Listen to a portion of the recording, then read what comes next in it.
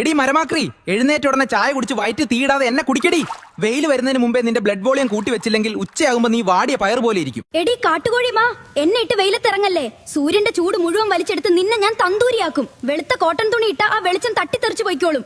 Look നോക്കി നിൽക്കാതെ എന്നെ തേക്കടി. 11 മണി കഴിഞ്ഞാൽ വെളിയിൽ UV താണ്ഡവമാണ്. എന്നെ തേക്കാതെ ഇറങ്ങിയ നിന്റെ കോശങ്ങളിലെ DNA സൂര്യൻ അടിച്ച് തകർക്കും. ഷോ കാണിക്കാതെ എന്നെ ഒന്ന് പിടിക്കടി. വെയിൽ നേരിട്ട് തലയിലടിച്ചാൽ നിന്റെ തലച്ചോറിലെ AC അടിച്ചു പോകും. പിന്നെ നിന്റെ ബോഡി ടെമ്പറേച്ചർ കൺട്രോൾ ചെയ്യാൻ ആർക്കും പറ്റില്ല. തല കറങ്ങി തെരുവിലല്ലേ. ഈ ചൂടത്ത് എന്നെ അകത്താക്കി നിന്റെ ശരീരത്തെ കൂടുതൽ കഷ്ടപ്പെടുത്തല്ലേ.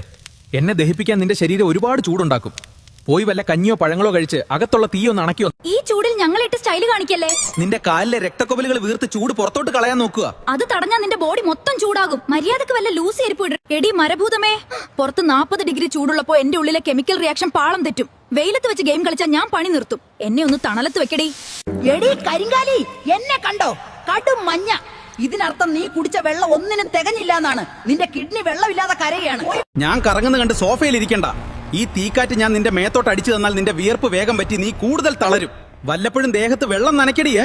ഈ പറയുന്ന കാര്യങ്ങൾ ഓർത്തു വെച്ചോ. ധാരാളം വെള്ളം കുടിക്കുക. ദാഹം തോന്നിയില്ലെങ്കിലും ഇടയ്ക്കിടെ വെള്ളം കുടിക്കണം. ഉച്ചയ്ക്ക് 11 മണി മുതൽ 3 മണി വരെ നേരിട്ട് വെയിലേൽക്കുന്നത് ഒഴിവാക്കുക. ഇളം നിറത്തിലുള്ളതും അയഞ്ഞതുമായ കോട്ടൺ വസ്ത്രങ്ങൾ ധരിക്കുക. പുറത്തിറങ്ങുമ്പോൾ കുട, തൊപ്പി, സൺഗ്ലാസ് എന്നിവ ഉപയോഗിക്കുക. പെട്ടെന്ന് ദഹിക്കുന്ന ഭക്ഷണ സാധനങ്ങൾ കഴിക്കുക. കഠിനമായ തലവേദന, തലകറക്കം, ക്ഷീണം, തൊലിപ്പുറത്തെ ചുവന്ന പാടുകൾ എന്നിവ കണ്ടാൽ ഉടൻ ഡോക്ടറുടെ സഹായം തേടുക.